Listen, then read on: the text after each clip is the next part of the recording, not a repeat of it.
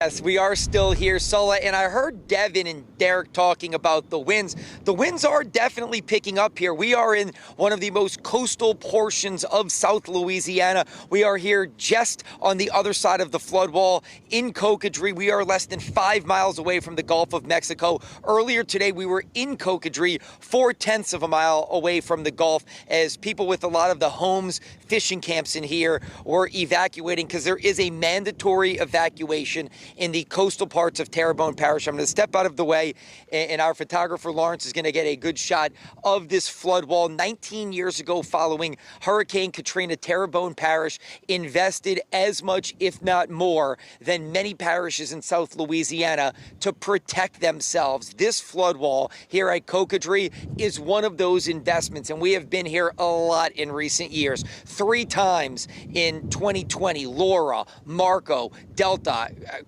4 times Zeta. I always forget Zeta because it was an October hurricane, which was so out of the norm. Then 3 years ago, we were, of course, here when Ida hit Terrebonne Parish. The Houma area still has scar tissue from that lower portions of this parish, still dealing with recovery from Ida 3 years later. The bayou parishes, unlike Katrina, were more affected than the city areas. Of course, for you all watching right now, and many of you all that remember, it was the New Orleans metro area that was so affected, or largely affected, by Katrina. Ida really affected the bayou region here, Lafourche and Terrebonne Parish, in some of these low-lying areas in the bayou parts of the New Orleans metro area. We talked to people in Dulac, in Cocodrie. We showed you sandbagging in Houma. We're going to continue to survey the parish. All is quiet here right now. They do have a curfew in certain portions of the parish. They're asking people to stay off the roads tomorrow.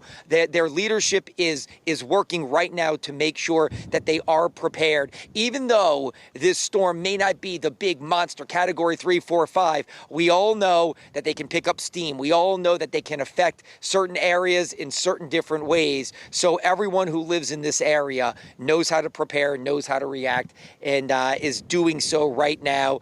Again, Cocodrie, a mandatory evacuation. No one is in there right now. Same goes for lower portions of Terrebonne. We're going to continue to move upward to areas of the parish like Houma and see how people there are getting ready for what could be an intense day tomorrow, at least with wind and rain throughout the day as Francine comes ashore. But for now, reporting in Terrebonne, I'm Fletcher Mackel, WDSU News.